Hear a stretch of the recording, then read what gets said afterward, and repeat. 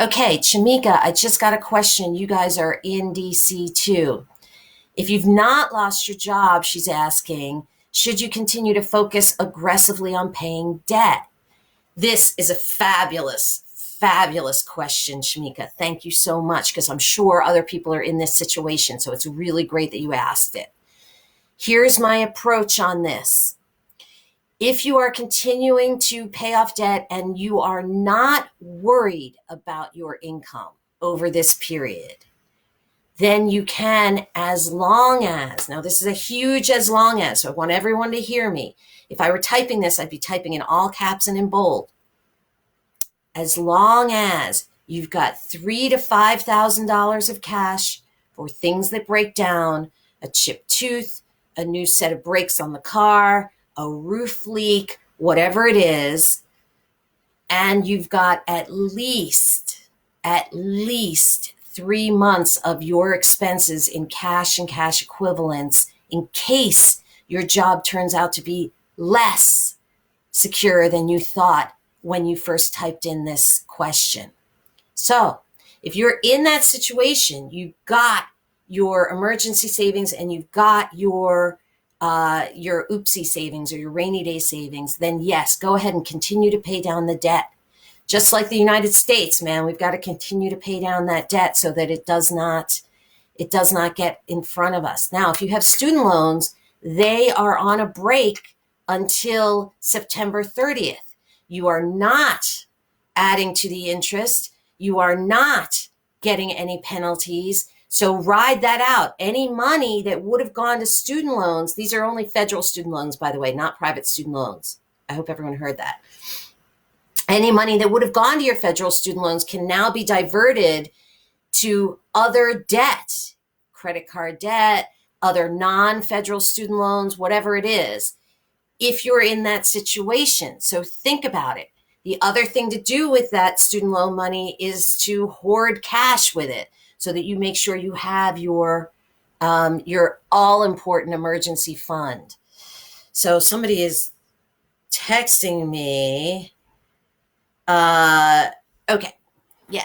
So let me see. There was another question in the comments that I cannot see for some reason. Sorry about that. Okay. So Elizabeth, if you're listening, can you text me that question and then I can pick it up because I can't somehow see it. All right. Next question. This was a really good one from Karen in DC. So Karen has an ARM mortgage. That's an adjustable rate mortgage. And we're hearing all kinds of things about refinancing. And she said, is this the time to refi or should I wait until the ARM adjusts to refi? Now, this is a general question about refinancing. So even if you don't have an ARM, if you don't have an ARM mortgage, I'm going to answer that question now too. All right. Now, I know whatever the last cocktail party or social gathering you went to before everybody locked down, somebody bragged about the mortgage rate they got. Okay. And you felt bad about yourself. And then you probably got home and emailed me because I got about 700 emails about that. So here's the deal. There was about a 7 to 10 day period where mortgage rates had hit rock bottom. And that was right before the lockdown, before the market went crazy. If you recall, there was like this weird spongy time around sort of February 10th to February 15th to February 20th. And people were getting things. The best I heard was a 30-year at 2.875, one client had. Now, the bond market has gone crazy because of all of the inconsistency with the lockdown and all of the possibilities for recessions and so forth. And what that has done is that has frozen mortgage rates. So they're not as good as they were back then. So I want everyone to let go of that period and don't compete with your neighbor on your mortgage rate. You can't. Now, having said all of that, mortgage rates are still at historic lows. So if you're facing the possibility of an ARM adjustment, you may want to get quotes now. It never hurts to get quotes anyway. Mortgage lenders are backed up. They're crazy. Some of them are not even able to answer their emails. So email me, planning@atwoodfinancial.com. If you're listening to this and you want mortgage brokers and you're here in the mid-Atlantic area, I'll send you out mine, okay? But otherwise, find a mortgage broker and get quotes, because it may be better now. If you wait another year or two, I have no idea. I think we'll be coming out of a recession, and that means there'll be tightening of rates. And I don't know how fast we'll come out of this recession. So you might as well, make hay while the sun shines and get yourself refinanced now. Okay. Donna from Maryland got a question. If we ask lenders to skip a payment, will that affect our credit scores anyway? All right. Great question. Right now, there's a lot of special dispensation for the COVID crisis. Each lender is different. You must ask your own lender this particular question. But generally, what I'm saying is go ahead and ask to skip the payment if you need forbearance on the payments for your mortgage. They may have a program for 3 months. They may have a program to the extent that we're in lockdown. Ask about them. Here's what I want you to think about as the mortgage holder. If you lost your job, if you were furloughed, or if otherwise your income has been hurt by this lockdown or the impending the impending recession, get the forbearance and don't worry about the credit score. I'm going to repeat that because it's critical. If I were able to curse on Facebook, I would do it right now. And those of you who know me know exactly what curse I would use right now. Don't worry about the blankety blank credit score. Okay? Who cares? Your credit score is going to go in the toilet if you miss a payment and you're not on a forbearance plan. Ask for what you need. Go ask for a deferment on your mortgage. Go ask for a deferment on your car loan. Go ask for help with your credit cards. Call the institution up. Say, hey, this is my situation. Nobody wants you to skip a payment. It's bad for everybody.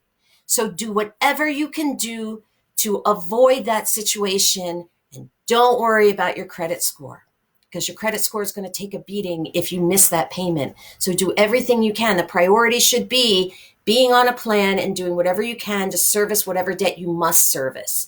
That's the priority. The credit score does not matter. Okay. Thank you, Donna in Maryland, for that question. So I'm pretty sure that Elizabeth just sent me the question. So let me take 2 seconds here. Oh, okay. Yeah. So she's asking me to remind people to say hi when they join in, because I'm so wrapped up in what I'm saying, I'm not seeing that. So please, when you join, say hi. I see it, like I see it scrolling over on the left. Okay. The next question I got, and I really want to go through this one. This was kind of a partial PPP question. This was from a woman in DC, and she's a doctor. And so she is trying to sign up for PPP because her practice has to be shut. She's not able to take patients during the lockdown. She's not an emergency room doctor or anything like that. And she had, her accounts were not in a business account with the bank. They were just regular accounts, if you want to call them consumer or household accounts or whatever it is. In order to apply for PPP with 99% of the banks out there, you have to have a relationship with them, and it has to be a business a relationship with them. So let's say you're a Lyft driver, right? You're a Lyft driver, or you cut hair for a living on a 1099 basis. You may be using a regular account. You may not have a business account in Wells Fargo or Citibank's opinion. So how can you apply?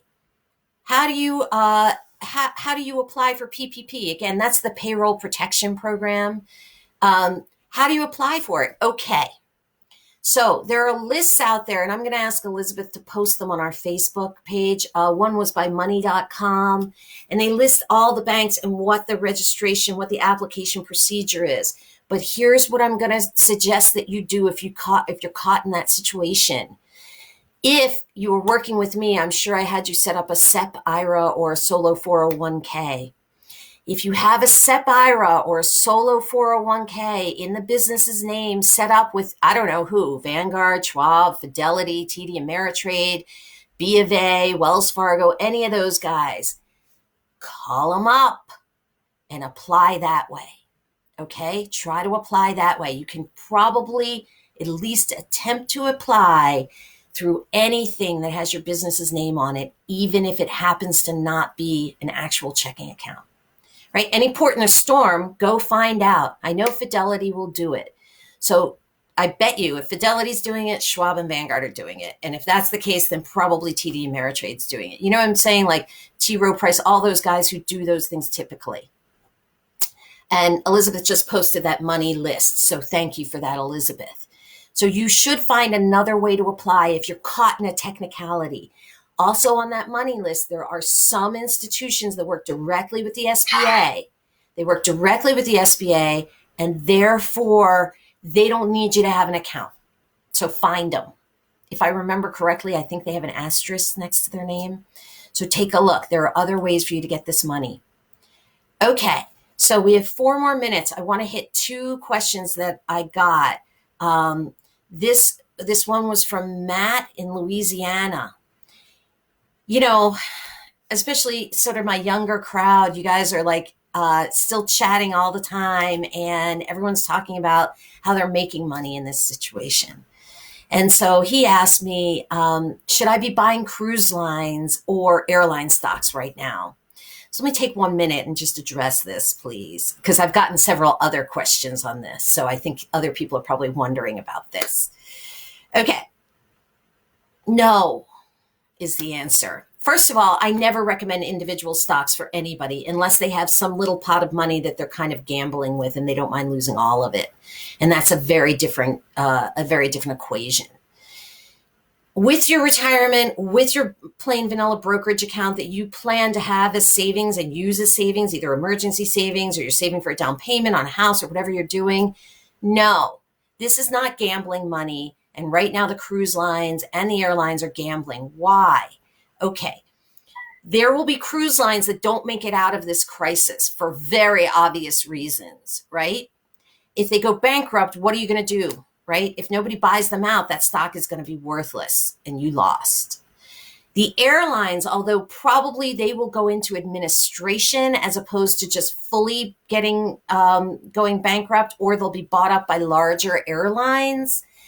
We don't know when that would happen, and that could be a very unpleasant and rocky road for years. Do you guys remember, people who remember 2001, September 11th, and the airlines took a hideous dive. Nobody wanted to get on an airplane after that, just like nobody wanted to get back in the ocean after they saw Jaws. It's the same thing, right? No, there's no diversity. There is too much risk, and I don't recommend it. You will be exposed to the airlines, at least the major players, and some of the major cruise players through your S&P 500 index fund or through your total market index fund. Get in there and get snugly in your index funds. Okay? All right. So the last